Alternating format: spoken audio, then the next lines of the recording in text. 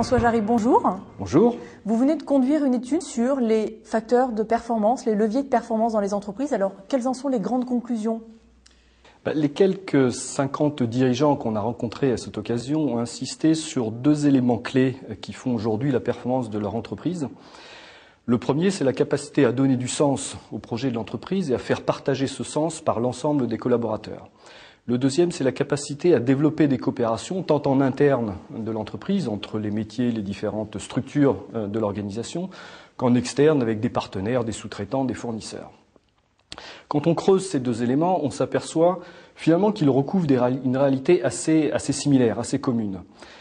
À titre d'exemple, donner du sens à un projet d'entreprise, c'est finalement le mettre en cohérence avec le système de valeurs, le système de pensée, les facteurs de motivation traditionnels de l'entreprise. Il est clair qu'une entreprise qui privilégie traditionnellement la technicité de ses produits a du mal à rentrer dans un projet qui va soudainement privilégier des facteurs tels que l'orientation client ou l'adaptabilité au client. De même, développer des coopérations nécessite de pouvoir se comprendre. Et pouvoir se comprendre, c'est partager un minimum de valeurs, de schémas de pensée et de facteurs de motivation.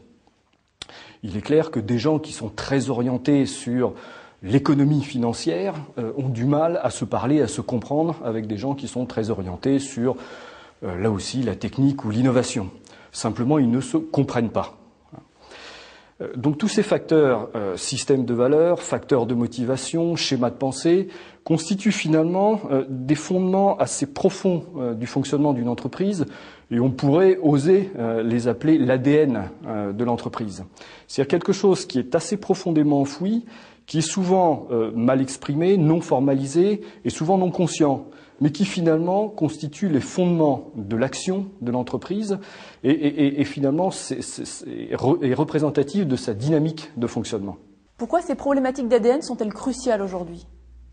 Je pense qu'il y a deux grandes raisons à ça. La première, c'est que beaucoup de projets aujourd'hui remettent en cause l'ADN de l'entreprise. Les projets, la multiplicité des projets de fusion qui amènent la confrontation d'ADN différents et qui expliquent souvent l'échec d'un certain nombre de fusions.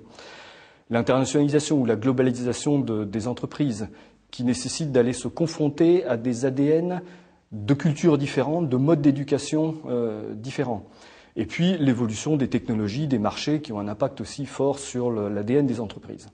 Et puis je crois qu'il y a une deuxième raison, c'est que la vitesse de changement des entreprises ne laisse plus le temps aux entreprises de faire évoluer leur ADN. Il faut aller extrêmement vite et finalement la vitesse des changements est plus importante que la vitesse d'évolution de l'ADN.